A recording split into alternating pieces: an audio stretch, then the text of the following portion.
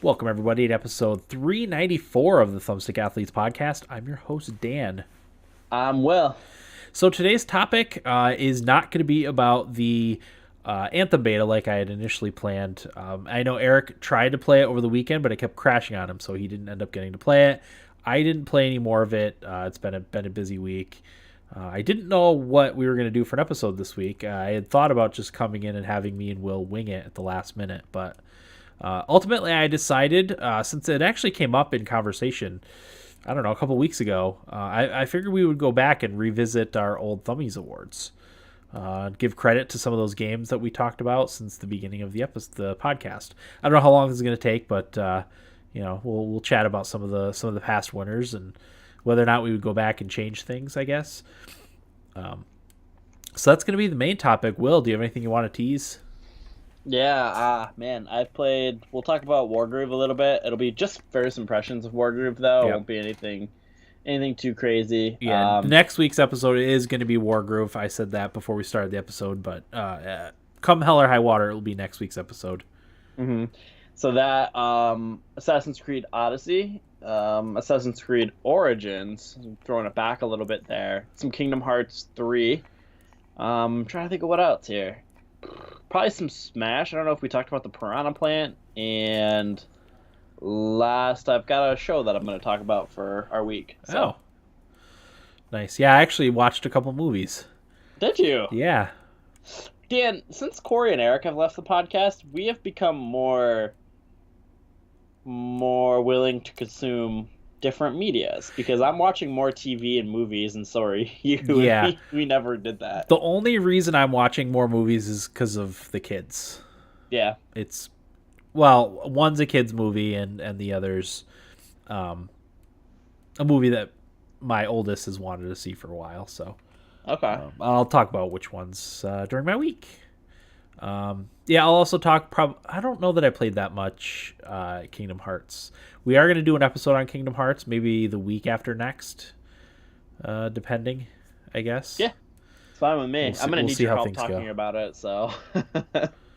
Yeah, it's pretty confusing, to say the least. So, yeah. That's all we have to tease for later on in the episode. Let's get going here. So, Thumbies. So, the actual Thumbies Awards didn't start until 2012, I don't believe. 2011. Yeah, our second year. 2011. I think we just... and Corey has a better idea because he always went back and listened to these, but because I'm actually looking at his Thumbies Master Doc, which is actually really well done. I know I teased him a little bit for it being confusing, but it's actually not. It just it's easier to read on a bigger screen. I was trying to look at it on my Chromebook, which was not ideal because it's a pretty big document size wise. It's pretty well done. So Corey, I applaud you. I know you'll listen to this tomorrow, but nice work. I'll have to see if I can plug in this year's Thumbies eventually. I actually owe an apology to Corey too later. So okay, sounds good. So yeah, for the first year, the only thing we have listed, we talked about best shooters that I can see on here, and it's only me, Will, and Eric. Corey didn't apparently list a best shooter. You probably didn't play any. Yeah, maybe not. So I picked Gears of War 3 that year. And both Will and Eric picked Battlefield 3 for their best shooter. Now some of these categories too are gone, and we've obviously added new categories that we might not have awards for back in the day. Mm-hmm. So that's what we have to work with. So, all right. So yeah, that was outside of that. I don't know what else we talked about for the 2011, I guess, Game of the Year awards. I want to say I remember Eric and I doing some stuff for 2011. Yeah, other than that, I can't remember. That was the first year we started the podcast too, so it was only stuff for that year. But also we had only been doing this it was episode 24, so we'd only been doing it for about 5 or 6 months. All right, so 2012, I believe, was the first year we did the actual Thumbies Awards. Thanks again to Ken Maney for for the idea for Thumbies, which makes right. total sense. He's the one that came up with that. So, we've got. I don't think the overall winners are listed. Doesn't look like. So best co-op multiplayer. Oh, maybe they're under Corey's section or the ranking. So best co-op multiplayer went to Guild Wars 2. I don't know if you remember back in the day when me and Corey, during what we I don't know if even the segments were the same, but I know we talked about Guild Wars 2 for a long time. How could I forget? Yeah, and that was when our episodes were also a lot longer. I just remember Eric and I tuning out for the Guild Wars talk. Yep, because I played that game religiously for probably 2 years after it came out. So there was a lot of Guild Wars 2 talk, and then Tekken Tag Tournament 2 was after that. So I'm surprised Tekken Tag Tournament. Yeah, well, some of these games I'm like, wow. Oh man, I don't know. So best competitive multiplayer, we had Halo 4 as the winner, and then Guild Wars 2 was number 2. Okay. World versus World. Yeah. And then starting next, well, they also had a ranked PvP mode, not just World versus World, but That's an right, actual. yeah. Was it 4v4 maybe or 6v6? Best handheld and mobile game or mobile game goes to PlayStation All Stars Battle Royale. Remember that game? Who gave it that? I don't know, but that was PlayStation's Smash, basically. I wanted. Who played it? It was probably Corey. I think Corey played it. Actually, now that I think about it. I mean, it would have been on the Vita, right? I mean, wasn't Eric the only one that had a Vita? I had one, but I don't think I ever owned it. Well, let's look up PlayStation All Stars Battle Royale and see what was even on. I don't think it was it was on the PS3, but did it also have like a mobile port? I think it did. Okay, so that would have been that. But from what I remember, that game's not very good. I know there's a Big Daddy in there. Yeah, which is kind of cool. I think that was maybe part of the... Actually, you know what? Maybe I did own this game. Yeah, I mean, I never would have thought of that game ever again if I hadn't looked at this document, which is why I wanted to do this episode. Completely forgot that even existed. Paper Mario Sticker Star was next on the list, and then Face Raiders, which was on 3DS. I don't know that I ever played that. That had to be a joke. Maybe. There's no way. You know what? I think that was me. Okay, Face Raiders. Giving Face Raiders the plug. Nice. Most welcome surprise. Thomas Was Alone was the top choice that year. Far Cry 3 was next on the list, and then The Walking Dead. Throwing it back here, that year's 2012's E3, we made quite a bit of fun of Far Cry 3 and how ridiculous it looked. Yeah, we did. That's right. And it turned out to be one of our favorite. Yes, franchises. it turned out to be an awesome game, and we ate our words later after we all ended up playing it and really liking it. To be fair, I remember that trailer being pretty stupid. It was ridiculous. It was also the trailer that they showed at E3 didn't do a good job because I wasn't familiar with the series. It didn't do a good enough job explaining everything that there was to do in the game. It just looked like a shooter. I had no idea how open world it was going to be, how much you could control all the different vehicles and stuff. Yeah, I wasn't used to playing a game like that, so ended up being quite a pleasant surprise. I love it when we eat our words. Yep. At least we can admit when we're wrong, and we don't, It's true. We usually fight it to the death. We're usually not afraid to admit we're wrong. Yeah. Far Cry 3, and then The Walking Dead was the next one. Must have been season 1. Yeah, I think Corey and I played that and loved it. Yeah.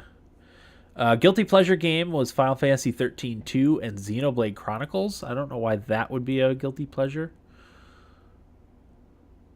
But who knows what our thinking was way back then. Yeah. Biggest disappointment, Diablo 3. Obviously, Diablo 3 has since been a very good game, but it started off really shaky. Really shaky.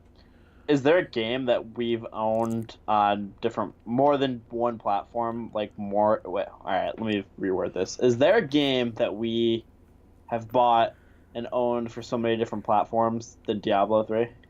There is for me. Because I own it. I owned it on the Xbox 360, the Xbox One, the PlayStation 4, PC, and I will own it on Switch. Switch, yeah. No, that's a lot, definitely. I probably got a few that would be close to that, but maybe not to that extent. I think Eric is the same way. I think Eric's owned it on like 3 different things. So okay. So Diablo 3 was there. Assassin's Creed 3 was an obvious choice there. Tekken Tag Tournament 2, the game that Assassin's Creed 3 obviously being the game that made me rage quit and sell my Xbox 360 for good. So I want to listen to that episode where you said that you sold your 360. I wish I knew which one it was. I would definitely listen to it again. If anyone knows about what episode it would have been, I mean, this was. So the 2012 episode of the Thumbies was episode 75. So. And that game came out fall. It would have been a fall release. Because I remember I ordered it off Amazon and didn't get it because of the hurricane. Oh, that's right. And I think Corey dealt with Amazon for me. That's right. I forgot about that. And I hated that game. So yeah. And then Tekken Tag Tournament 2 was also a biggest disappointment. Best Under the Influence game, top one was Journey, then Botanicula, and NHL 13. Jeez. Chell. That's crazy to look back at. We've been doing this since NHL 13. Yep. And then next is game you're least likely to play, which in 2014 we changed to game I refuse to play. And then 2016 we changed the award to popular game you're least likely to play. So it was Connect Star Wars. Oh, I know why we put popular game, because I kind of ruined that category because I just put the 3 dumbest games I could think of. You're right. That is why we changed the nomenclature for the award. Because I was abusing it. Yeah, and well, you could, like you said, like you did, you pick a ridiculous game that no one would ever play ever. And yeah, it was hard to find those games even at times, you know. Yeah, Lollipop Chainsaw was on there, and Lego Harry Potter Years 5 through 7 was also on there. Yeah. Best New IP, which we renamed in 2014 to Best New IP I Want to See More Of, was Kingdoms of Amalur: Reckoning. And we have no longer seen anything from that game. No. Sleeping Dogs was the next one. And then PlayStation All-Stars Battle Royale was the next one. Next up, Game of the Year, 2012 Thumbies, Guild Wars 2. Yeah. Faster Than Light was number 2, and then Halo 4, number 3. Did we do a point system by this point? I don't remember how we did it. I don't remember. Interesting. Yeah. We must have done the point system. Or something similar to that, anyway. Yeah, I don't know. Did we go by whoever had the most? Maybe. Game for Game of the Year? Because probably... Or did you have Borderlands 2? Wait. Or did Borderlands 2... I'm going to be confusing myself, so I'm just going to stop this train of thought. Yeah, Borderlands 2... so, going into the 2013 Thumbies, you had that for your... last year's Game of the Year. Wow, so Borderlands 2 didn't get any love for the year it came out? I don't know. I feel like I really liked it, and that might have been my own personal Game of the Year, maybe. But I might have pushed for Guild Wars 2 also. But I feel like I didn't start playing a lot of Guild Wars 2 until the year after it came out. That's when I started religiously playing it. So it would have been more in 2013, but I have a different game for my last year's game of the year. So I don't know how that worked. I'm just very, very surprised that none of us had any mention of Borderlands. Well, unless we did do a point system. It just didn't make the top 3 or whatever. For any of them, yeah. I mean, if I was the only one that played it when it came out, I don't know did anyone else play Borderlands too? I know you did because you have it on here. Yeah, I think both Eric and Corey did. Really? Actually, they're both chatty right now. Let me ask them. Okay. Okay, getting into the 2013 Thumbies. This was episode 127. So we didn't do the one that got away or best shooter.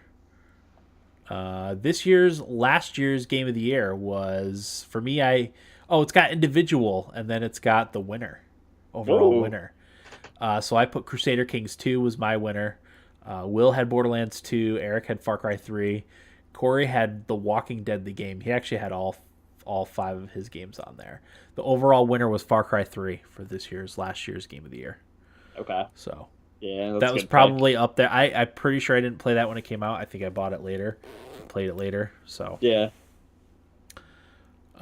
Best co-op multiplayer. I had Rayman Legends. Will had Super Mario 3D World. Eric had Battlefield 4. Corey had Monaco. With the winner being Rayman Legends. The runner-up was Monaco, and then Saints Row 4 was the next one. Saints Row 4? Yeah. Best competitive multiplayer. I'll just skip to the overall winners, or maybe we can do ours just so we can get through all these. All right. Yeah. So best competitive multiplayer in the 2013 Thumbie was Battlefield 4, followed by Super Mario 3D World, and then Killzone Shadowfall. That was the year the PS4 came out, obviously. You know what? I really like that game. Okay. So I had for my best competitive multiplayer game, I had Magic the Gathering 2014, and you had Battlefield 4. Okay. Eric had FIFA. Corey had Card Hunter. He had Battlefield 4 as his 4th pick. Okay. Best handheld / mobile game. So the winner was Pokemon X and Y. Nimble Quest was number 2. Remember Nimble Quest? Yeah, that game was awesome. It was fun. Fire Emblem Awakening was number 3. Legend of Zelda, A Link Between Worlds, was it? Yeah, it's cut off here. It was A Link Between Worlds. Okay, and then King Turn RPG was the next one. Man, those are some heavy hitters in that category. Yeah, I mean, I had Fire Emblem Awakening. You had Pokemon XY. Yeah, I played Fire Emblem Awakening, I think, the next year. Okay. Yeah, it is A Link Between Worlds. I see it right here. Best rainy day game. The winner was Saints Row 4. Yeah, that game was awesome. So I had that, and you had that. Saints Row 4. Rogue Legacy was on the list as number 2. Don't Starve was number 3, and Assassin's Creed 4. That was Black Flag.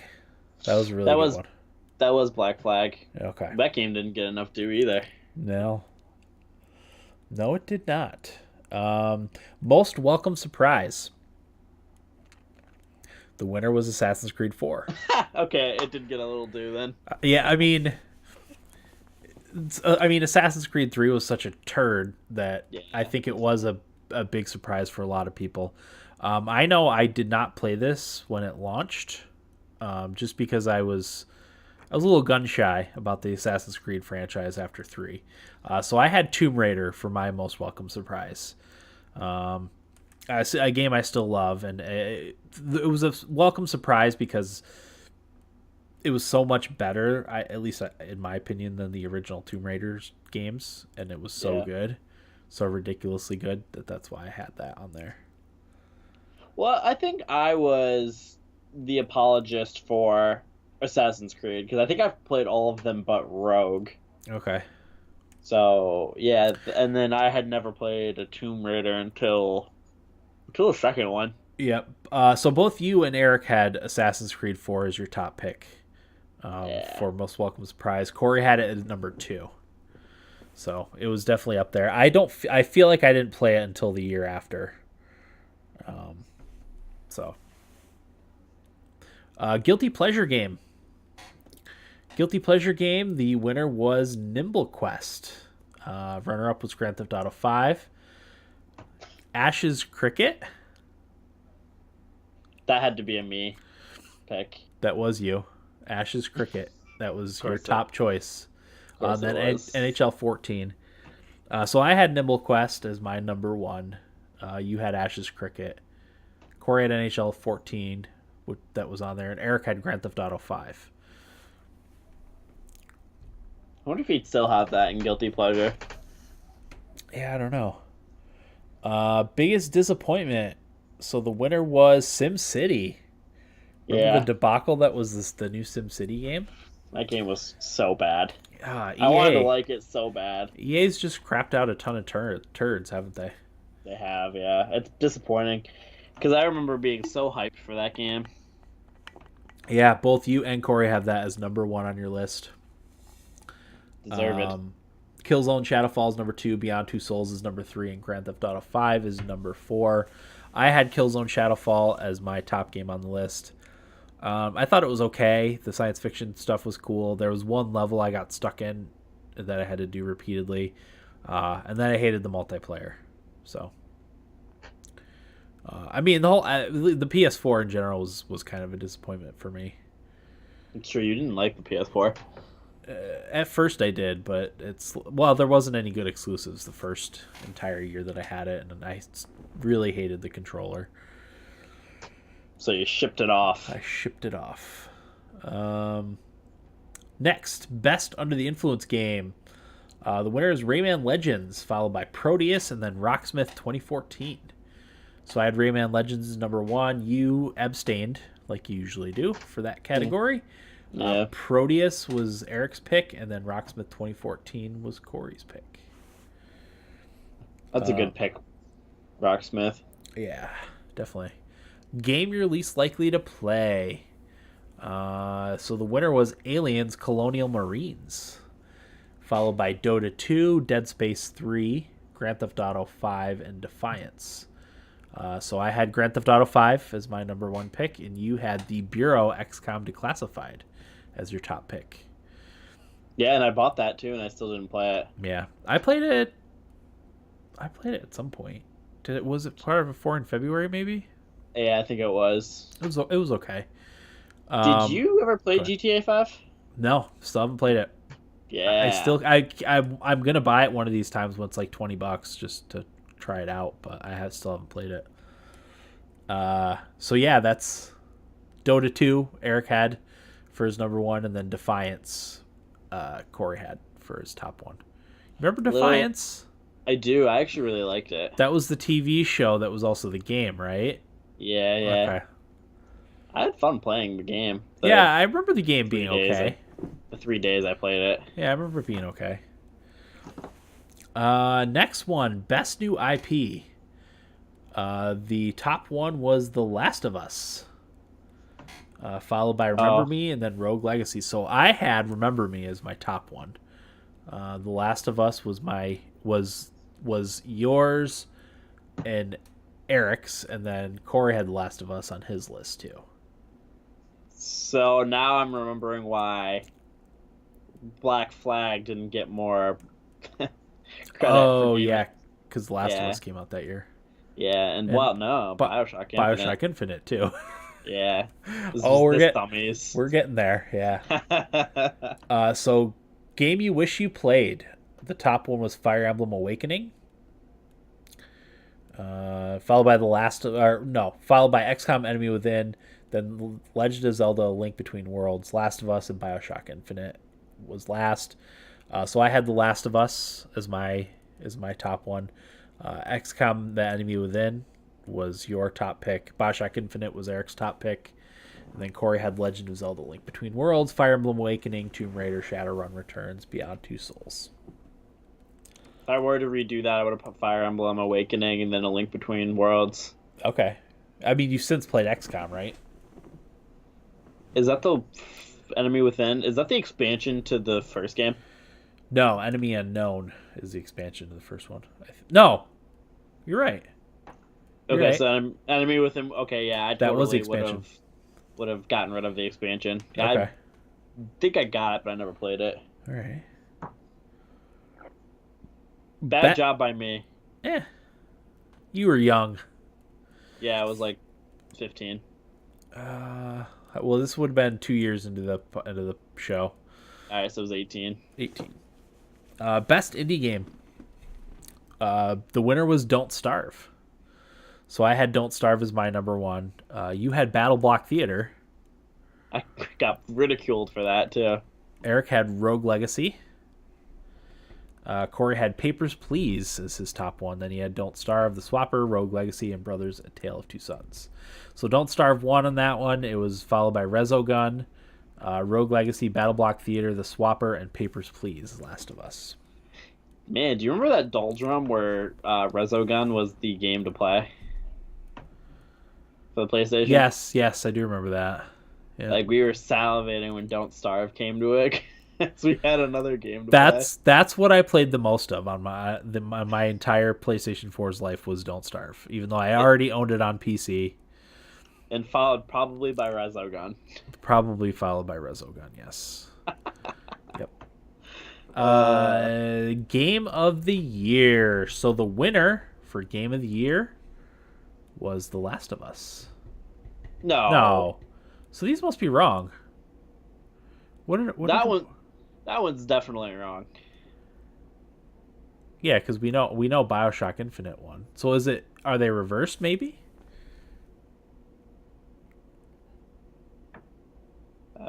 Maybe. Did you would have? What was your game of the year that year? My game of the year that was Rayman Legends. Actually. That's right. And BioShock 2 was your second. BioShock Infinite was my second pick. BioShock Infinite was your pick. BioShock Infinite was Corey's pick. Last of Us was Eric's pick. So I would guess BioShock Infinite was the winner there. Yeah, because I mean, maybe The Last of Us was my second game. Corey doesn't have it on his list. I wouldn't have had it on my list.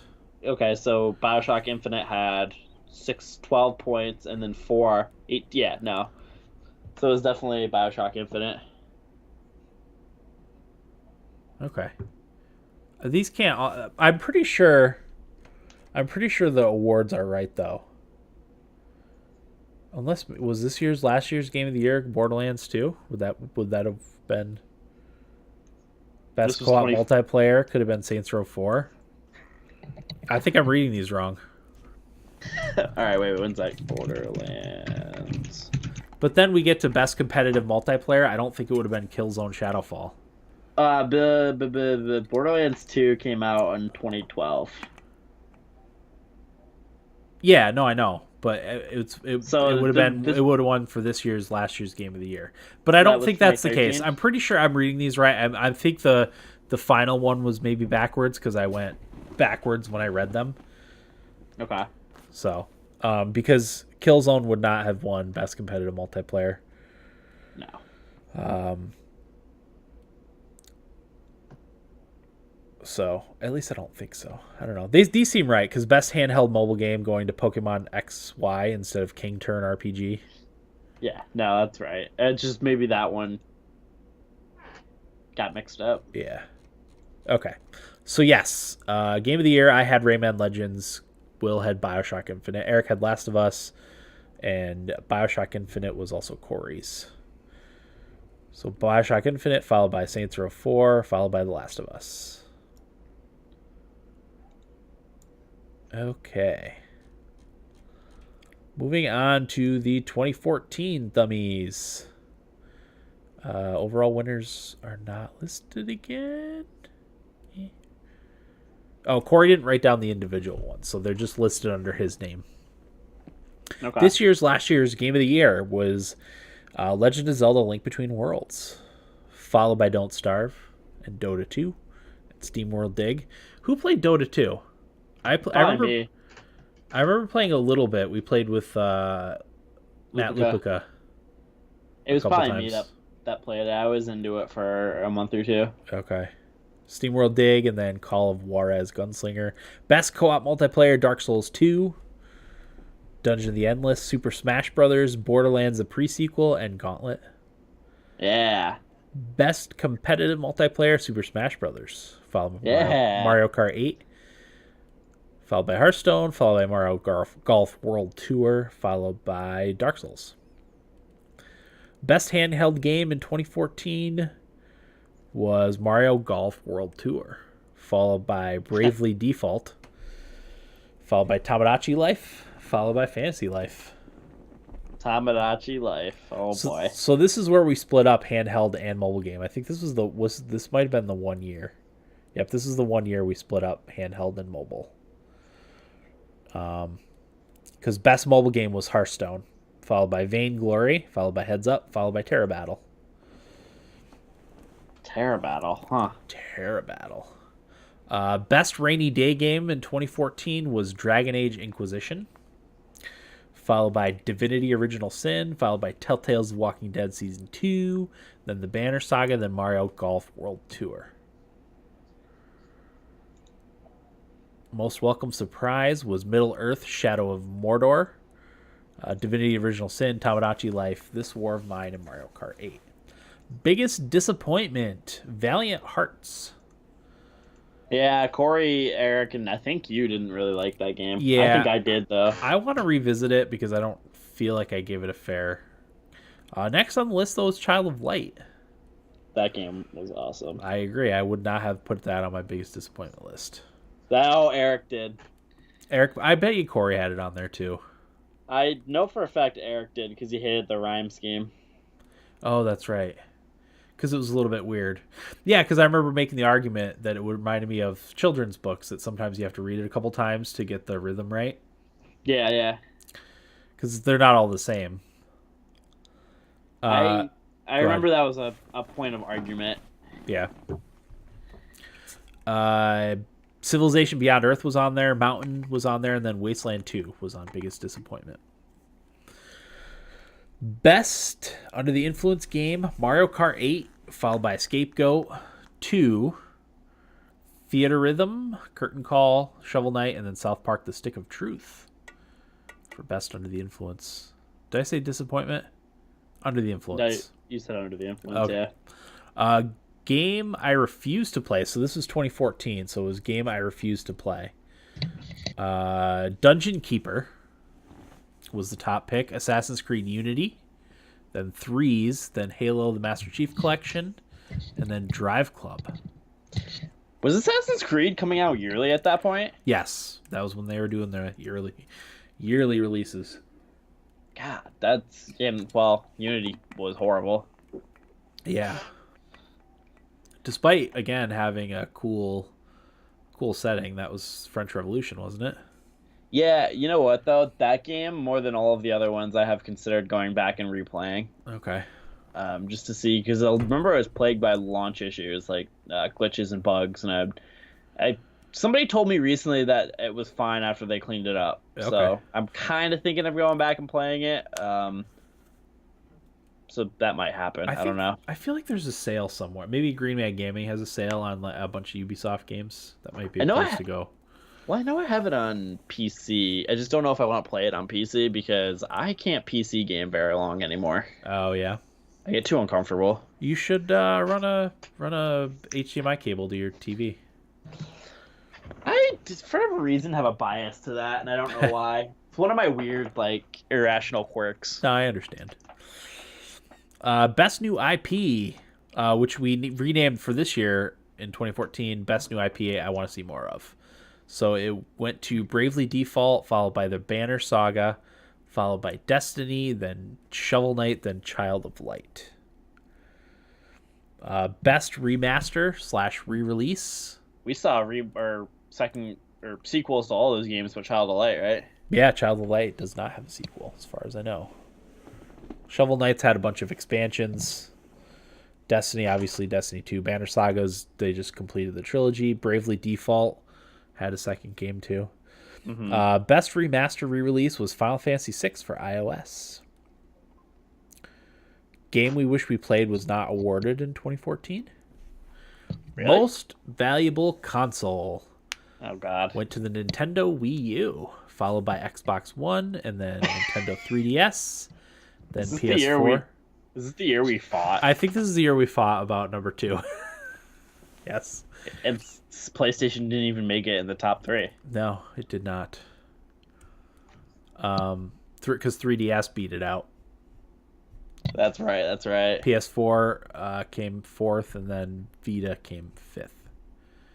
Best indie game, This War of Mine won, followed by Shovel Knight, followed by Scapegoat 2, and then the Banner Saga, and then A Bird Story. Aw, And then Bird last Story. of all, Game of the Year was Divinity Original Sin. No. No. That can't be right. Sounds right, actually. Did you play it? No. Corey was probably the only one that played it. I didn't play the original Divinity. I played Divinity 2. Are you sure? Positive. Oh, you know what? I remember my pick that year was Child of Light. So it threw everything off. The only other one it could possibly be is Smash Brothers. Smash Brothers was on the bottom. That might have been. Did Smash Brothers win Game of the Year in 2014? I think it would have been on both mine and Corey's list. It would have been on my list too. And then Dark Souls 2, This War of Mine, Mario Kart 8, Divinity Original Sin.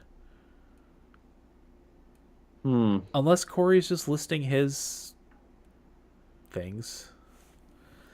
Again, I'm not sure here. Divinity did win his Game of the Year. I'm just not sure how everybody else is shook out. I don't think Eric played it. It's not really an Eric game. Yeah. These might remember correctly. Going back, these might be Corey's inputs. Corey's picks. Yeah.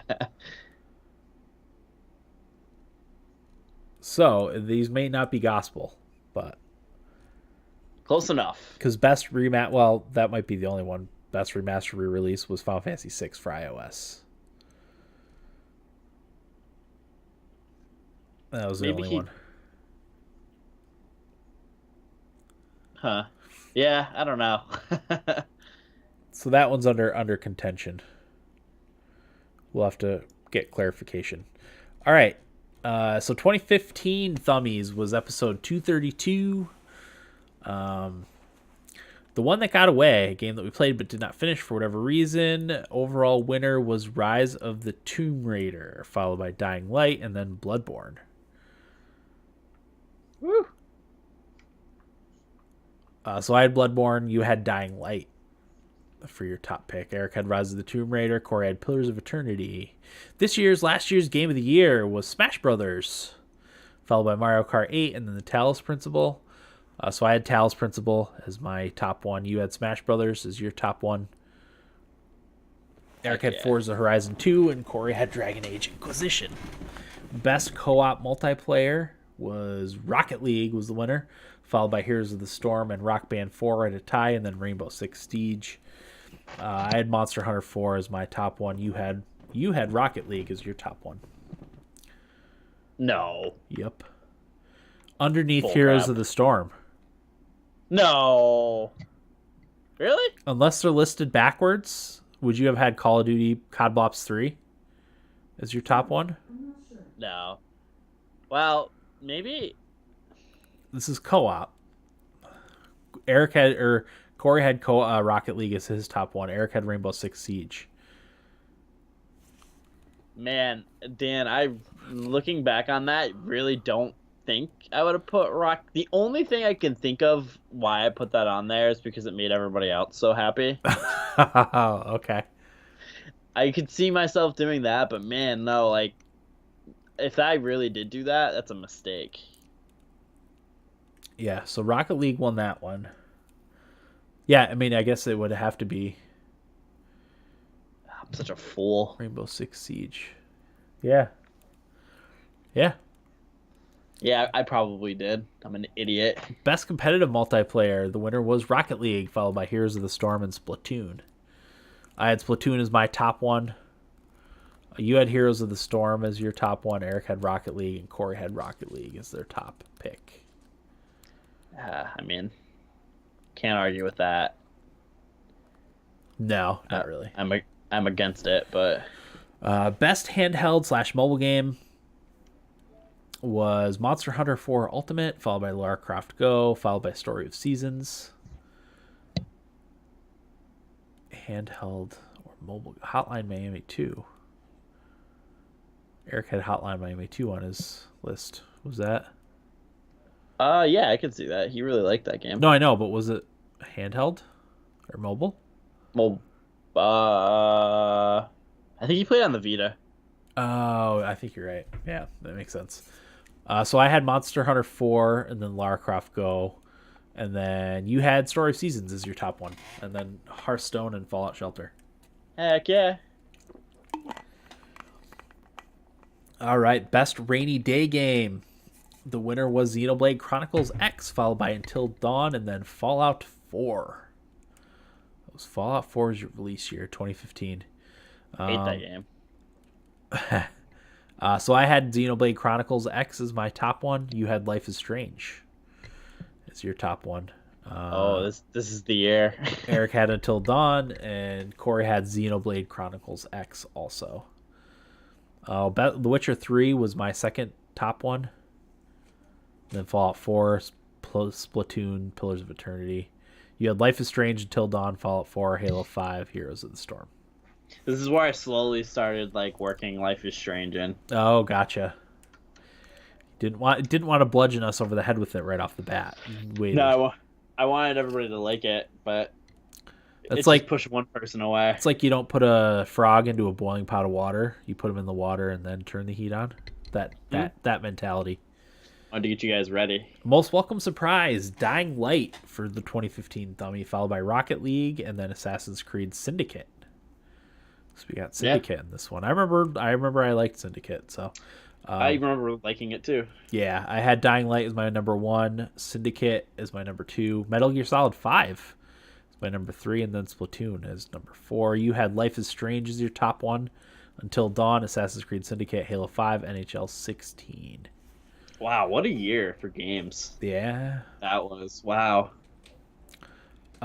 Biggest disappointment. So the top one was Star Wars Battlefront, followed by Evolve, Code Name Steam, and Hotline Miami 2, and then Batman Arkham Knight was number 3. There's some stinkers on there. Yeah, there really was. Evolve. I wanted to like that game so bad. Yeah. So I had, both you and me had Star Wars. Everyone had Star Wars Battlefront as their top one. I had Codename Steam as number 2. You had Evolve as number 2. Eric had Star Wars Battlefront, Everyone's Gone to the Rapture, Batman Arkham Knight, Tony Hawk's Pro Skater 5, and then Just Cause 3. Corey had Star Wars Battlefront, Hotline Miami 2, The Witcher 3, Titan Souls, Rebel Galaxy. So when Mike in Minnesota was talking about having The Witcher 3 on Biggest Disappointment, it was Corey who had it at number 3 on his list. Don't agree with that pick at all, but... Yeah. Steamy Turd. So Steamy Turd, the PC version of Batman Arkham Knight won, followed by Colat, followed by Million Arthur. Something Corey played, I don't know what that is. Followed by Star Wars tied with Star Wars Battlefront, and then Grim Fandango Remastered. So you and I abstained from that category. Eric picked Arkham Knight PC version as his number 1, and Corey picked Colat as his number 1. I think we agreed to pick Batman Arkham Knight as the top one. Yeah, that sounds right. Because the PC port was so bad of that. Best Under the Influence game was Rock Band 4, followed by Rocket League, and then Mario Maker and Until Dawn were tied. I had Rock Band 4 as my top one, and you abstained. Game you're least likely to play, which in this one was game I refused to play. The top one was Everyone's Gone to the Rapture, followed by Evolve, Tony Hawk's Pro Skater 5, and Godzilla the game. Yep, and then Arkham Knight. That was a will pick. That was a will pick. So I had Evolve, The Order 1886, Everybody's Gone to the Rapture, WWE Immortals, and Battlefield Hardline. It's my top 5. You had Telltale's Game of Thrones,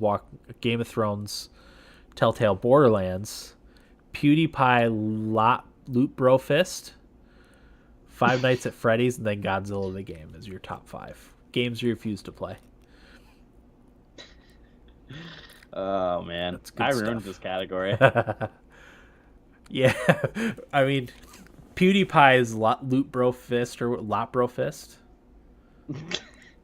I don't remember that at all. I don't remember there being. I don't remember being there being a Godzilla the game either.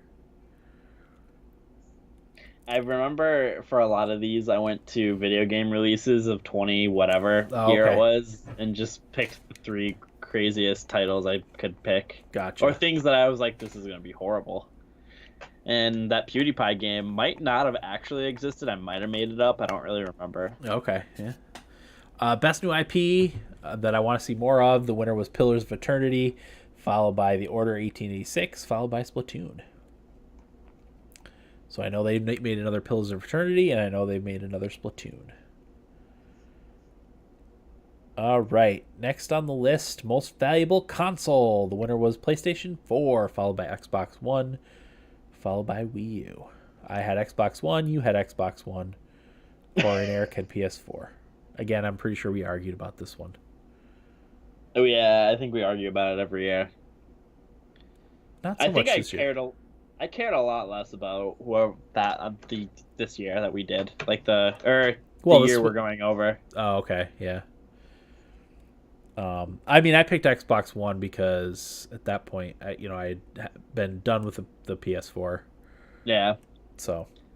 Sworn it off. Now I own an Xbox One, so there's that. Game you wish you played. So the winner was Rise of the Tomb Raider. I had that as my number 1. You had The Witcher 3 as your number 1. Also of note was Halo 5 Guardians on my list, Until Dawn on my list, Life is Strange on my list, Tales of Zestiria on my list. Your list was The Witcher 3, Metal Gear Solid 5, Bloodborne, Ori and the Blind Forest, and City Skylines. Man, those are 5 games that I really wish I played. Did we not do Game of the Year this year? Yeah, because Life is Strange. It's not listed on here. That's why I ask. But you're right. I do remember most valuable console. Oh, Corey and I both had Game of the Year. Screwed up. Yeah, no, I remember that. We don't have best indie game. We don't have Game of the Year listed on here, but we know Life is Strange won. So I'm just gonna do 2016 real quick, and then 2017. Obviously, I don't need to go over 2018. They're too recent. So. 2016's last year covered in here. Oh, no. Yeah, 2016's last year we have on here anyway. All right. The one that got away, game we played but didn't finish, the winner was Forza Horizon, followed by Tyranny and Overwatch, and then Starbound and The Witness. Last year's game of the year, Rocket League, followed by Xenoblade Chronicles and Rise of the Tomb Raider. Rocket League keeps winning every year. Yeah. I had The Witcher 3 Wild Hunt, obviously, because I played that a lot. Best multiplayer experience was The Division. Best on the go experience was Pokemon Go. Most complete experience was Dark Souls 3. Breath of Fresh Air was Stardew Valley. Please Stop was Skyrim Special Edition. Now I want to play that too. Hankering for some Skyrim. Oh yeah. Best rainy day game in 2016 was Civ 6. Most welcome surprise was Ratchet and Clank. God, that game was so good. Steamy pile of disappointment and or turd. No Man's Sky. It's funny when we hear these games when you announce them. It's funny. Yeah. Best under the influence was Overwatch.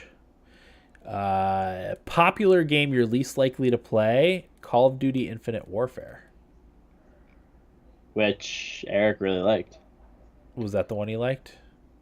Yeah, I think Eric really liked it. Okay. I had Battleborn. You remember Battleborn? Yeah. I bought that actually and never played it. Okay. You had WoW Legion for yours. Eric had Firewatch. Corey had Call of Duty Infinite Warfare. Best new IP I want to see more of. The winner was Division. The Division. Hey, Corey had Stardew getting- Valley. Eric had The Division. You had The Division. I had Overwatch. You know what we're getting this year? What's Division 2. that? Division 2, yeah.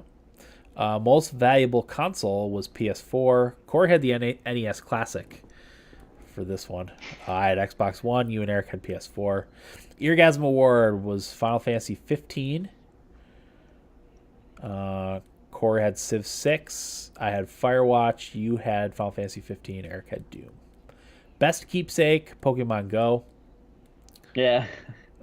Corey had That Dragon Cancer. You had Final Fantasy 15. I had Inside. Game you wish you played. The winner was Last Guardian. Best indie game was Stardew Valley.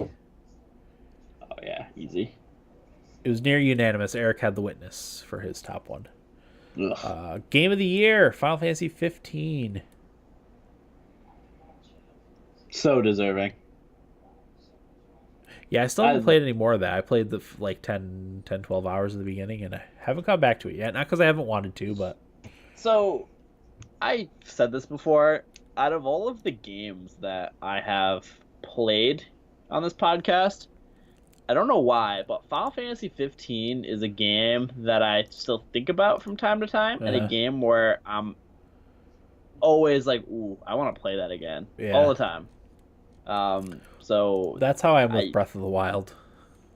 And you know, Breath of the Wild is another one of those games that's up there for me. There's like maybe 5 games that have that effect on me, and Final Fantasy 15 is one of those games where I feel like I haven't gotten enough out of it yet, and I put in close to 100 hours in that game. So, best ambassador game, Inside.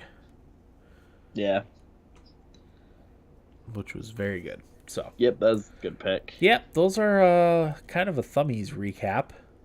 It's nice to go back and experience, remember all that. Mm-hmm. Time capsule.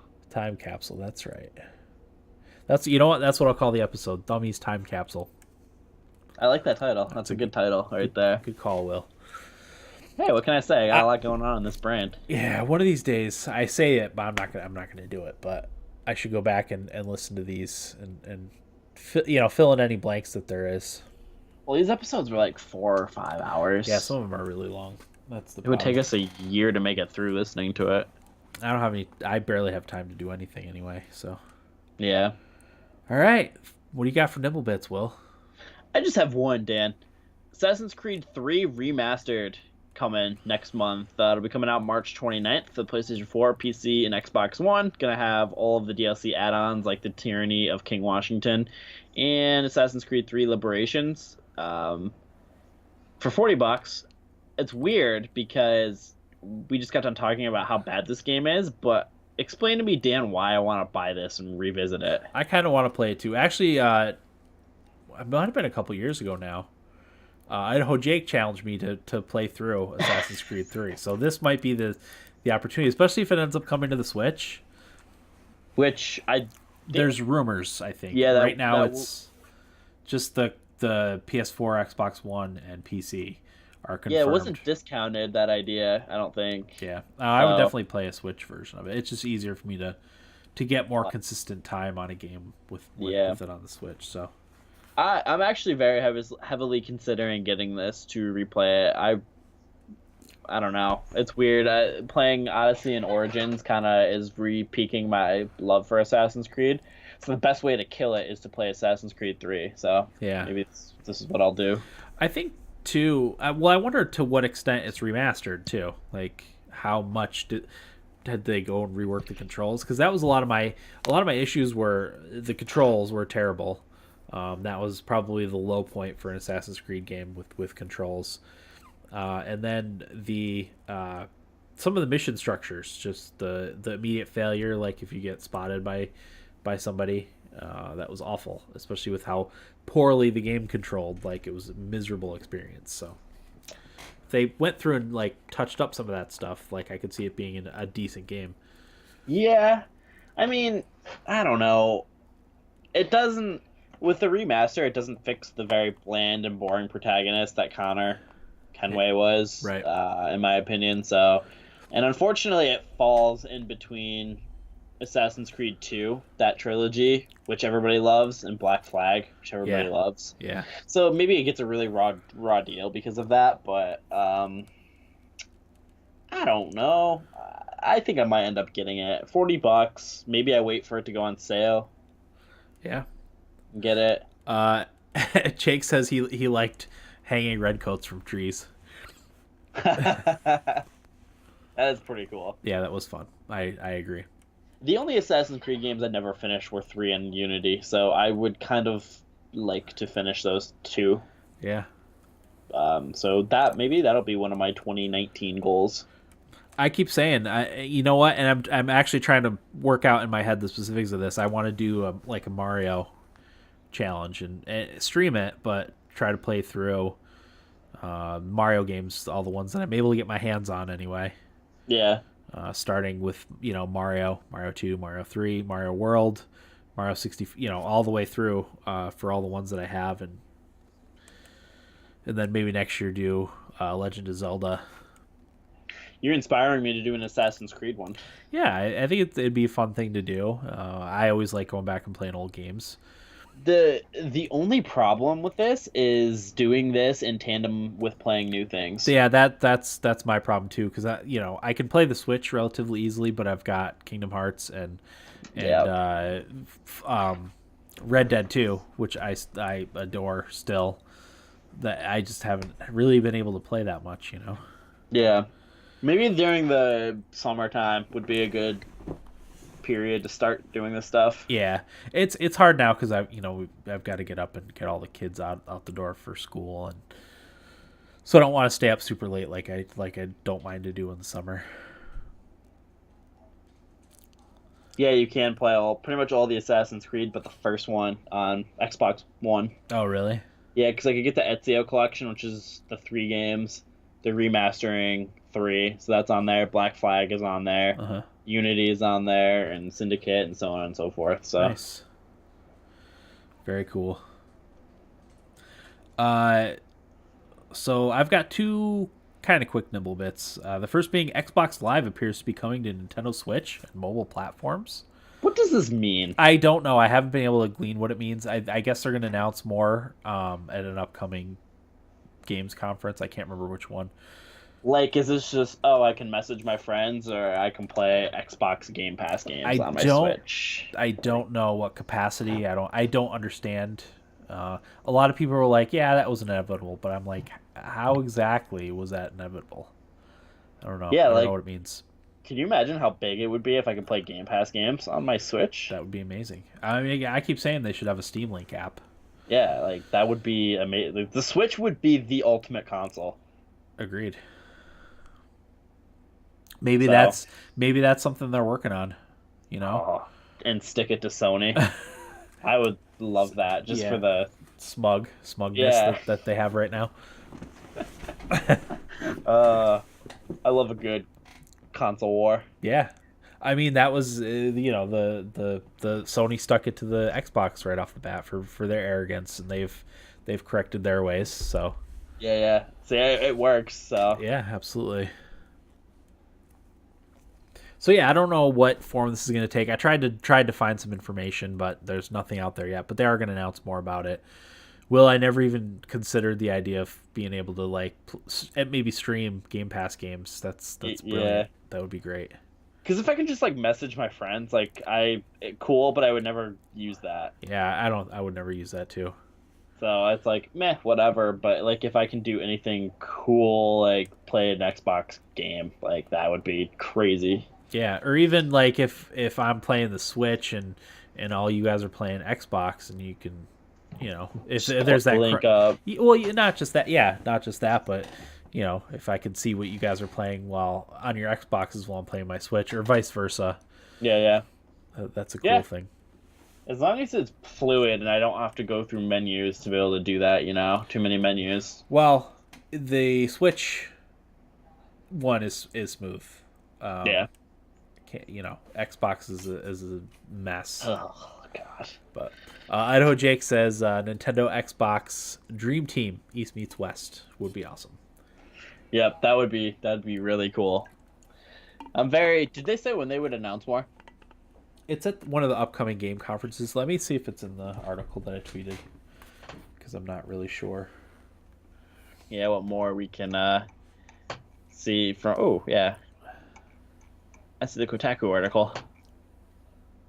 Apparently cover the possibilities of Xbox Live on aforementioned platforms. Xbox Live is about to get much bigger. Blah de blah de blah de blah. Oh, Game Developers Conference. On the surface, allows for implementation of cross-platform stats and achievements as well as crossplay, but there's likely more to it than that. We won't have to wait much longer to hear the details as game develop. So they are going to announce it at Game Developers Conference, which is March 18th to 22nd in San Francisco. Coming up. Yeah, so about a month and a half. We'll get more details on it. Okay. And then my other nibble bit is that the Nintendo Switch Online games were announced. It's going to be Mario 2 and Kirby's Adventure for their NES games. So, not bad. Yeah. I think both of those are on the NES Classic. I know Mario 2 is, but I think Kirby is on there too. Mm-hmm. But if not, that's a good place to play it. So, yep. How was your week, Will? Pretty good. I wanted to apologize to Corey. Because for all of the years that we've done the podcast, Corey has talked about anime. And Eric and I have belittled him over the course of the year for liking anime. No. And so, and it's no secret, like, I've been a Dragon Ball fan, but I've never considered myself an anime fan. Well, Monday, I couldn't watch Dragon Ball Z because Corey didn't have his server going. So, I was like, well, I'm really bored. It's kind of late. I don't really feel like playing anything. So, I'll start a show everybody's been telling me to watch. And that's My Hero Academia. Mm-hmm. I know I have brought it up on here before, and it was then mentioned that everybody says I should watch it. So I watched it. I watched the first 3 episodes and said, meh, I don't know if I'm going to like this. But I like to give things, if I have time, a season to shake out. Yeah. Because I don't like to... Nothing's worse when you suggest something to somebody and they do very, very, very minimal time. And don't really get a feel for it and just dismiss it. So I never like to do that to people. So, I watched the whole season, and by the end of the season, I was like, holy crap, this show is awesome. Started season 2. I'm about halfway through season 2, and I gotta say, My Hero Academia is incredible. Oh, really? Cool. Yeah, so Dan, for you who has heard the name but doesn't know anything about it, the show is about... there's these things called quirks, and it's superpowers that every human gets, and like some of the quirks that people might have are like brainwashing. There's one where you use your hand and can turn things to ice, shoot ice attacks, stuff like that, or like you could turn super big. Like really, a quirk can be anything. And the society, like Earth, has like become infested with people that have quirks, and like because of breeding and stuff like that, everybody starts to have quirks, and it's a common thing. So there's superhero agencies that go out and stop bad guys, and of course with all these quirks, like there's villains who have these quirks, so it's like a constant push and pull relationship between the bad guys and the good guys. So the story takes place around a character named Deku, and he, long story short, born quirkless. All he wanted to be was a superhero his whole life. So, long story short, there's a school called UA where they have a hero course. And the best of the best get into that course. He gets in, and they train you how to use your quirk and stuff like that. And it just deals with a bunch of, like, other characters. There's literally, like, 15, 16 characters the show covers. It's really good. The fight scenes are amazing. Last night I was watching it. It was like 3 a.m. and like I was watching this and like I was getting pumped at some of the battles that were going on. I was like jumping out of bed and like getting really excited during it. The show is just really good. It's got incredible action. It's really funny at times. It's also really kind of tugs the heartstrings with some characters. It's amazing. I really, really suggest. I've been telling Corey to watch it too because I think he would really like it. but I've been telling everybody to get it. And yes, Jake, actually, it's piquing my interest more for Jump Force because before I was like, oh, I'm just gonna play the Dragon Ball characters. Like I don't care. But now, like, because I've been watching My Hero Academia, I'm like, huh, like Deku's awesome. He's definitely probably in the game, and I don't know who else from the show is in there, but like there's a lot of really awesome characters in that show. So I'm like, well, if some of them come, like that would be really cool. So right now there's 3 seasons on Funimation, and the 4th season starting in October. So I'm gonna be caught up probably by the end of the weekend, and then I gotta wait until freaking October to watch the show. Yeah. But a lot of people were saying like there's some awesome moments with Deku. Because it's in the 1st season, I'll talk about it. The power that he ends up getting, he can't control it very well, so whenever he uses it, he breaks like his arm. Like, so if he goes to punch something and activates it, he'll break his arm because he can't control the power that he's outputting. So like just seeing him try to like do these battles and like try to figure out how to fight people and do these obstacle courses and these like challenges with having that quirk is really cool. And like with Dragon Ball Z, it's like who has the biggest power level will win the fight. With this one, it's like who's smart and who can come up with a good strategy. Because there's some characters that are like incredibly powerful but don't have the element that like a Deku has. So Deku can still win fights even though he's kind of at a disadvantage right now. But I literally, after this podcast is done, I am laying down and watching this until God knows when. It's really hurt my Kingdom Hearts 3 playing because it's all I want to do. And that's why I don't like to start shows, because this ends up happening. It's why I won't start Game of Thrones until it's done. Yeah. Well, you don't have much longer to wait. April, right? Yeah, it starts in April. And that's part of my problem too, is I get obsessed about things, and I can only have like one, maybe two.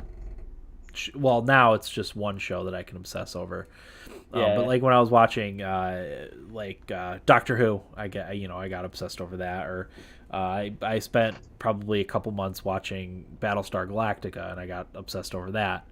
Because I get really into things. So I can't right now. It's just Game of Thrones is the only outside of gaming is the only thing I can have going on. Yeah. Hockey is there too, but that's and kind Dan, of all like, the time. Even for you, I would recommend the show. Oh, I know I would like it. I've liked animes in the past. I haven't watched a ton of them, but I've liked the ones that I've seen. And like the cool thing about this is everybody that I talked to about it, like at work today, because today was the first day that I was back at work, because I usually have the beginning of the week off. So I was talking to everybody about it, and everybody had the same reaction. They're like, "Yeah, this anime is like pretty special. It's kind of got that reverence behind it. It's super popular, and like I get it. It's really really well done. So for any fans out there that haven't seen it, watch it. I highly recommend it. I've been watching it on Funimation. I have a Funimation account, so the first 3 seasons are on there for me, so I can watch it. I know Crunchyroll has it, and you can watch it really anywhere. So I really want everybody to watch it so I can talk about it with people. Yeah, I hear you. So that's like I said, I wanted to apologize to Corey because now maybe I am an anime fan. So now I can't pick on him for being a nerdy. Well, the thing is like that's like saying you like TV. You know, there's so many different animes about so many different things that you could probably find an anime about anything you want. And it does get a bad rap.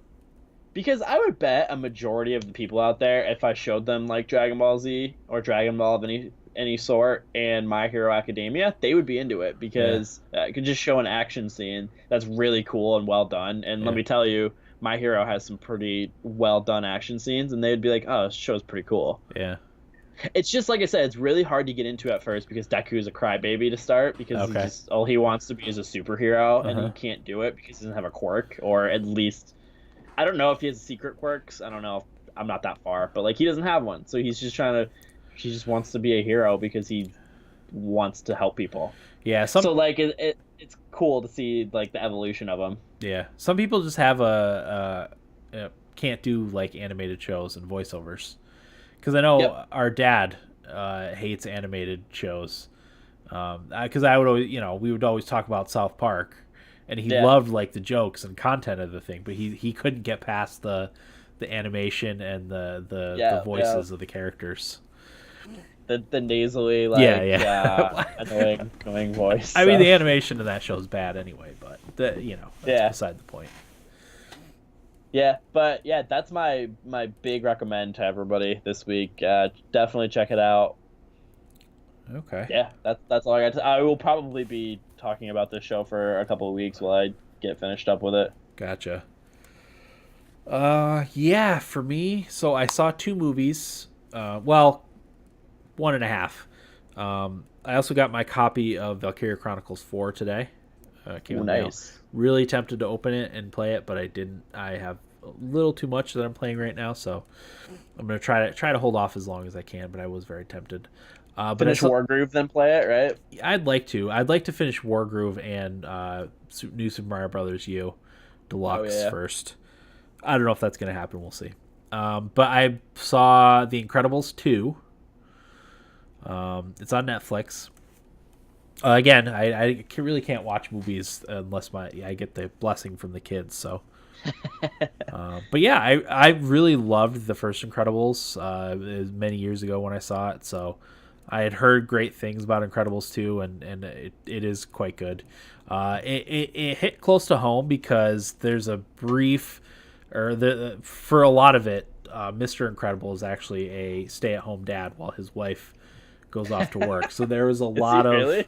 Yes, there's a lot of similarities there. I mean, outside the superpowers part of it, but I could sympathize with a lot of the stuff that he was going through in the movie. So yeah, it's a good movie. It's got a lot of good fight scenes like you talked about. It's good stuff. If you haven't seen The Incredibles 2, I'm not really into superhero stuff.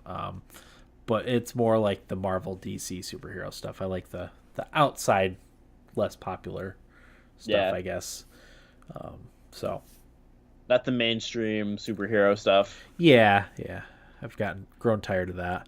And then my son's really into Jurassic Park. We have the first one on Blu-ray, but I bought the 5-pack. So it's Jurassic Park Lost World, Jurassic Park 3, Jurassic World, and Jurassic World Fallen Kingdom. Blu-ray and digital HD, it was like $45. So he really wanted to watch Jurassic World. So I watched bits and pieces of the Jurassic World and was interested enough that late last night after the kids went to bed, me and my wife watched the first half of the movie, and it's really good so far. I've seen bits and pieces like after the first half, but I sat down and listened and watched it, and it's really good so far. I really like it. Well, I'm proud of us for consuming all this different media. Yeah, well, like I said, it's only because of the kids at this point. Yeah, I still haven't seen Star Wars: The Last Jedi. Neither have I. So, I actually didn't even know it was out. Yeah, that was the most recent non-singular Star Wars movie. I know Jake says if you have Hulu, watch a show called Letterkenny. I've heard a lot about Letterkenny. I think Eric and Corey watch Letterkenny. I was just gonna say I think Corey really likes Letterkenny. Yeah, so. And Eric does too, if I remember correctly. Yeah, I think did he recently start? Cause that came up in conversation maybe a week ago when they were talking about it. Yeah. Eric and Corey being our more TV movie people. Me and Will are not TV movie people, but we have TVs and movies to talk about. Oh, and I meant to say, since you mentioned Game of Thrones, Will, we will be doing the post episode Game of Thrones recaps. It'll probably be me and Val if Corey's not on. So we will have those for you once the show starts up again. Counting down the days at this point till it starts. So almost here. Oh, I can't wait. It's been so long. It's been like a year and a half, I think, since season 7 finished. That's a long time. It's a very long time. Especially when you're obsessed like we are. Yeah. So that's what we do at night is put on an episode of Game of Thrones. Where did I put my phone? Sorry, I wanted to check the score of the hockey game. It was 1-1 last I do.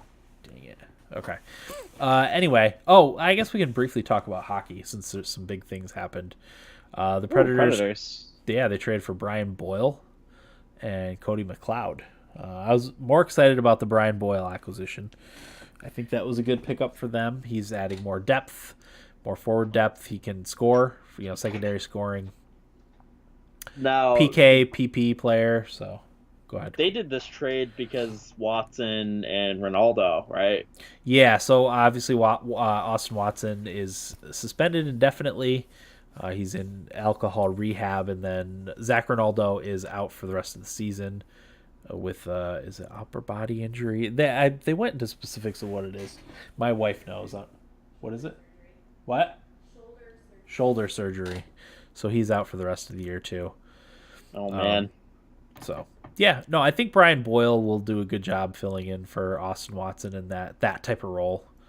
Definitely.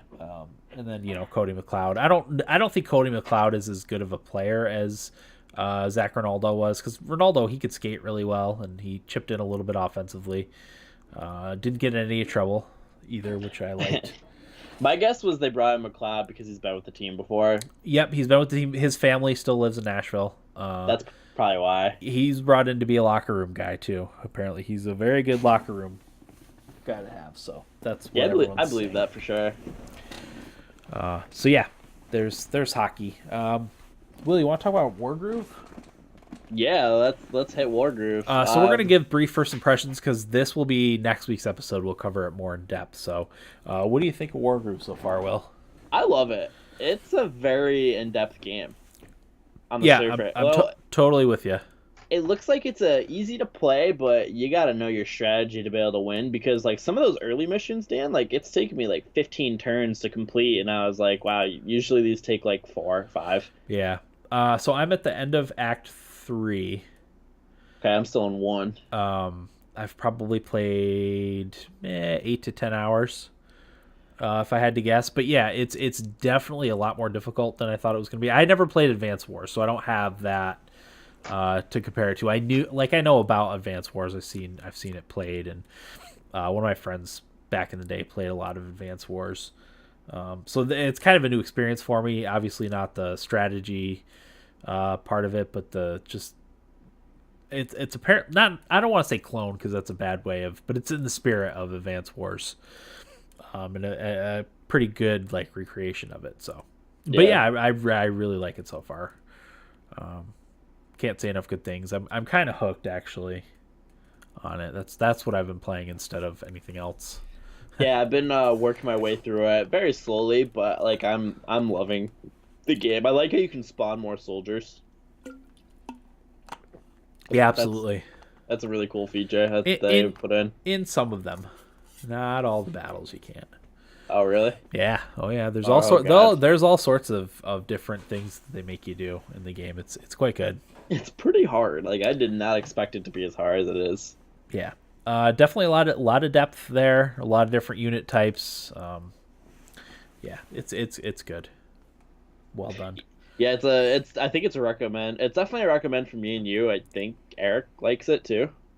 Yeah, I don't know. I feel like his first impressions of it were good. Yeah, I think his first impressions were good. Corey, we try not to talk too much about it beforehand. Because we like the conversation when we're having the conversation about whatever game we're playing. We like to be a little more natural. Like, oh hey, what'd you think of this game? Rather than it feels more scripted if we kind of know disingenuous. Yeah, definitely. I know Corey was interested in getting it. I think he's got it or going to get it. So yeah. So. Yeah, that'll be next week's episode, and then maybe Kingdom Hearts the week after that. Maybe. We gotta do Life is Strange as we well. We have to do Life is Strange. And then Crackdown 3 is coming out next week. I figured we should do an episode on that. Anthem coming out soon. Our highly elusive Anthem episode that we've been trying to do. Yeah. We'll have to do one when the game actually comes out. Yeah. So. Oh, and our 300th or 400th episode's coming up pretty soon too. Oh my god! So we've got games reviz. We've got top 10 games. A lot to cram in there. Ugh. So, what else did you play, Will? Dan, played and beat Assassin's Creed Odyssey. Well done. Now, here's the thing. Uh-oh. I played and beat the main storyline, which is the family storyline. But there's two other storylines to the game too, and that's the Cult of Cosmos storyline, which gets introduced in the early part of the game. I won't say what it is because I want you to see it and experience it. There's that, and then there's a First Civilization storyline too. So I haven't beaten those, and I want to play them really bad and beat them. But I think I've put 55 hours in Odyssey, and I gotta play some other stuff right now. So I might put Odyssey on the back burner for right now and come back to it later. Okay. But, oh, holy crap, that game is so good. What you can do, Will, and this is what I'm doing with Red Dead Redemption. It's hard, though, is... Oh, come on. Okay. I'll play Red Dead Redemption like every other time I play my Xbox, or every third time I play my Xbox. Just so I don't lose what I'm doing, the control scheme, all that stuff. Well, the good thing is, here's my issue that I'm running into right now. I want to play Wargroove. I want to play more Smash Brothers. I want to play Valkyria Chronicles 4. I want to play Kingdom Hearts, and I want to play Assassin's Creed Origins. And I'm going to have Anthem here coming soon, Far Cry New Dawn, maybe Jump Force at some point. I got a lot to play, so I kind of want to work my way through these games. Where I'm at with Odyssey right now is I am at a point now where there's no story for me to really experience, like main story. Yeah. Okay. Because the Call of Cosmos stuff is just stuff that I uncover clues to figure out who's who and just like go kill them. Basically, is the gist of it. So that I can just put the game in, play it for a little bit, see who I'm trying to like hunt down. So I can go come and go with Odyssey. I think at this point now, if I don't ever go back to it, I can just kind of look up the YouTube videos for that stuff and see what happens because I am very curious. But this game is incredible. I think it's the best Assassin's Creed game in the series. I think Cassandra is the best protagonist in the Assassin's Creed series. I think Ubisoft really knocked it out of the park with this game. And I actually started Assassin's Creed Origins again because of it. I played a little bit of it last year, I want to say, but I don't remember what happened. I only put like 2 hours in, so I just deleted my thing and started over. So I started that and played maybe an hour of that, and really excited to go through Egypt too. So that's kind of the conundrum I'm in. I want to keep playing Odyssey, but I want to play Origins as well and all these other games. So I think I'm putting Odyssey on the back burner, playing Origins. I think I'll do it how you're doing Red Dead. Every couple of times I turn my Xbox on to play something. Yeah. Do that, and like I've been playing Kingdom Hearts 3, so that's what I've been doing. What do you go ahead, transition into Kingdom Hearts? What do you think of Kingdom Hearts 3 so far? Oh man, Dan. So I'll start off by saying I like it. I really do like it. I think it's a lot of fun. I think the movement is pretty fluid, and I think the hack and slash elements are good enough that it's not boring to play. Yeah. And the special abilities where you like toss Goofy onto the ground and he explodes, and you do like the meteor attacks with Donald. Yeah. Which Donald Duck being a character that follows you is amazing. Yeah. Same with Goofy. That's kind of my hook to the game. Like, even though I'm not really a Disney person, that's kind of what's fun for me is going into these Disney worlds and like you said, having Goofy and Donald Duck as your partners in your squad. So I have a friend who I work with who's super into this sort of game stuff. He's very intelligent with games, so I texted him asking if he's played any of the games. He said not really, so I asked him if he knew any of the story, and he said yes if I wanted the long or the short version. So he sent a short version video and said, don't worry, none of it makes sense, just enjoy the Disney. Okay, gotcha. So basically I'm just enjoying the Disney, and I think the game is, I think it's fun. I'm enjoying it. I've only played maybe 2, like I'm at the end of the Hercules world. Like I just got to the save point on the top of is it Mount Olympus? Yeah, I just got there. I'm guessing that's the end of the Hercules level, at least. Yeah. You're getting there. I'm guessing there's a boss fight, and then like I move on to the next area. That's kind of what the impression I was under. The reason why I didn't play more of it is because I wanted to watch more My Hero Academia, so that's why I stopped. But that's where I'm at. It's really cool. I like the flow movement, like around pillars and stuff. I think that's pretty cool. I think it's a good game. Yeah, yeah. I'm in the Toy Story place, Is which that is awesome. is that right after? No, no, it's a couple places, a couple areas further down. But it opens up a little bit, so you can kind of choose after a little bit too. Oh, really? Yeah. Now let me ask you, Dan. Do you have any idea what's going on in the story? No, I pride myself on being able to understand stories and stuff, and I only have just the vaguest idea of what's going on. Did you watch that video I sent into the group chat? No, I haven't watched it yet. I have it saved. I will watch it at some point. So I watched that video, and this guy is kind of a comedian a little bit with games. So I watched it, and I came away going, how much of this was satire? Right. How much of it was real? I guess there was only one joke in there. Okay. So I was like, oh, great. So it makes absolutely no sense. Nice. So that's my Kingdom Hearts talk. And I want to mention Piranha Plant with Smash Brothers real quick. Mm-hmm. I don't know if you've played him at all, Dan. No, not yet. Pretty good character. It's like he's got a really cool moveset. He's a very small character, but he's also a heavy character too. So you can't kill him pretty easily. Uh-huh. Got a lot of cool moves. He was supposed to have a triple jump for his thing, but they actually got rid of it because it was too overpowered. Oh, okay. He's pretty good in the air for being a Piranha Plant. I'm a big fan of the character. I think it's a really solid character, a good acquisition. I know a lot of people were making fun of Piranha Plant being in the game, but I think good character. It's a good character. So, Nice. I'm excited for it's Joker, and then after that we don't know. So I'm excited to see what they got in store. I'm gonna guess Sora is gonna be one of the characters. Yeah, that's been a rumor. I would guess Sora is a safe bet for a character to be added. Okay. That's what I think, at least. After that, I have no idea. Uh-huh. Okay. But yeah, that's it.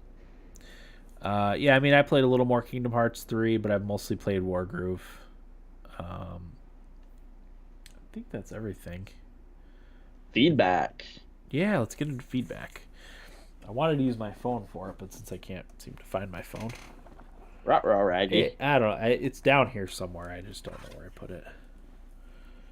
It's all right. All right.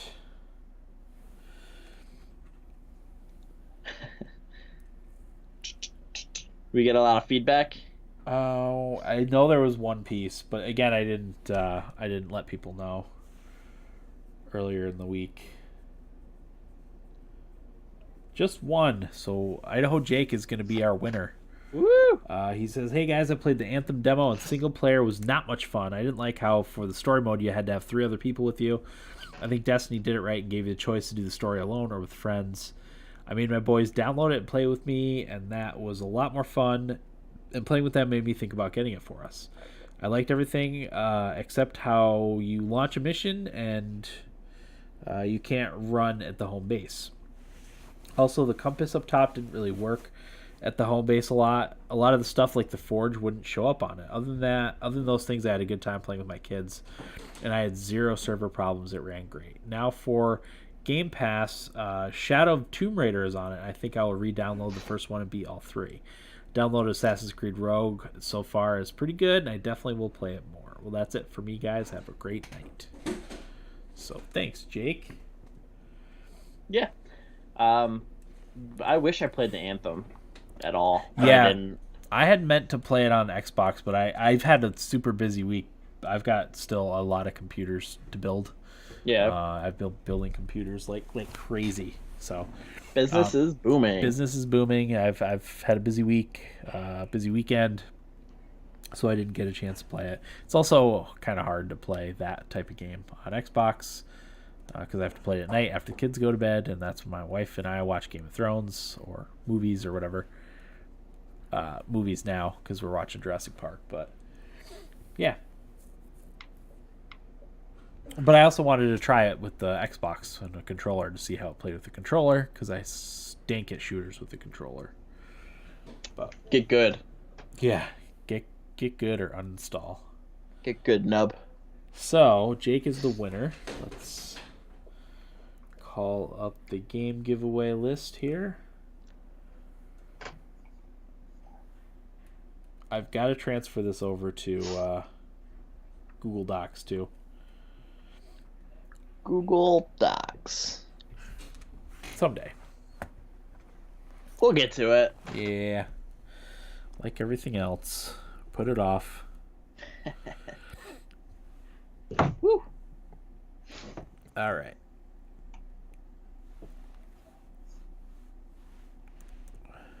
So Jake is the winner. All right, well. Number 25 is the first game. 25. Command & Conquer Red Alert 3 Uprising on Steam. There we go. 55. 55 is Minion Masters. Minion Masters. 71. 71. Mythic Wonders, The Philosopher's Stone. No, Jake, I didn't know they did a Red Dead 2 episode. Oh, yeah, no, I didn't. So apparently South Park did a Red Dead 2 episode. I can only imagine what that's about. That's good I should stuff. watch that. I That's should too. funny. 105. 105 is Half Minute Hero, The Second Coming. 148. 148 is Limbo. So your game choices are Command & Conquer Red Alert 3 Uprising on Steam. 55. Mini Masters. 71. Mythic Wonders 3, The Philosopher's Stone. Half Minute Hero, The Second Coming. And Limbo. So let us know what you want, Jake. I've got 3 games behind. I'll get everyone caught up hopefully tomorrow. Next week's episode will be Wargroove. There's no reason to back out of that unless, well, probably even if for whatever reason Will can't be on the episode, I'll probably just do it myself. I'll have Val be on with me and talk about Wargroove myself. So we will be getting you a Wargroove episode. Wargroove will be next 100%. week. Well, we had a request too for it, so we'll definitely be talking about it. I'll have played quite a bit who more. Requested it? On Facebook. Very curious. Yeah, you don't have to tell me on there. You can do it after. Yeah. Well, I want to give the person credit. I think it was Kyle. Okay. Yeah, like I said, I want to give the person credit because. Come on. Ask and you shall receive. Yeah. If Facebook wasn't such a butt, this would be loaded already. Jake wants Val in the next Thumbies. Yeah, that's not a bad idea. Yeah, it was Kyle Harris on Facebook. So Gotcha. All right. yeah, so Wargroove next week. After that, maybe Kingdom Hearts. Again, I'll have to map out what our upcoming episodes are going to be because we have our 400th episode coming up soon too. A couple of other games. So Yeah, you'll be getting a Wargroove, a Kingdom Hearts, a Life is Strange, episode 2, episode 400, and Anthem. That's just off the top of my head. yeah, maybe Some Crackdown. Maybe Crackdown 3 because it's free on Game Pass. I might break down and buy a Far Cry New Dawn. Yep, I feel A like lot of Jump Force might be another one too. I might break down. yeah. So we have quite a few games coming up in the next few episodes. So yeah, be busy. yeah. All right, that'll do it for episode 394 of the Thumbstick Athletes podcast. I'm your host Dan. And I'm Will. Thanks for listening, and get out of my basement.